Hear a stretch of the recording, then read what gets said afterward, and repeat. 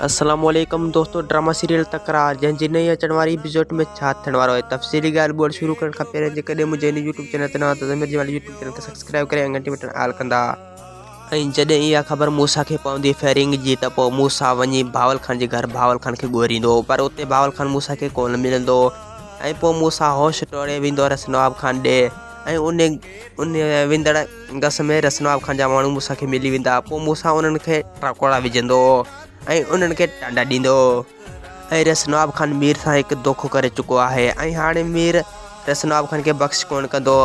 ऐं रसनवाब खान खे ईअं करिणो हुयो जीअं सभिनी खे वेढ़ाए ऐं सभिनीनि खे हिकु न करे सघे। उन करे रसनवाब खान हीउ क़दम खयो चुको। ऐं मीर हाणे पंहिंजी राणी खे भावल खान जे घर मोकिले ऐं पोइ रसनवाब खान सां मुक़ाबिलो कंदो। जेसीं ताईं भावल खान इन निकाह खे क़बूल नथो करे जेसीं ताईं मीर पंहिंजी कार खे घर कोन वठी ईंदो। ऐं हाशू ईअं करण सां ॾाढो ख़ुशि थियो, पर हाशू जी भेण हाशू ते थुकींदो।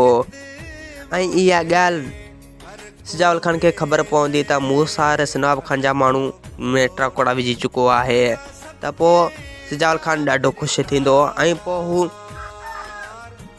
मूसा सां हिकु थी करे पोइ रसनवाब खान खे टांडा ॾींदा। वधीक वीडियो ॾिसण लाइ चैनल खे सब्सक्राइब ऐं वीडियो खे लाज़मी लाइक कंदा।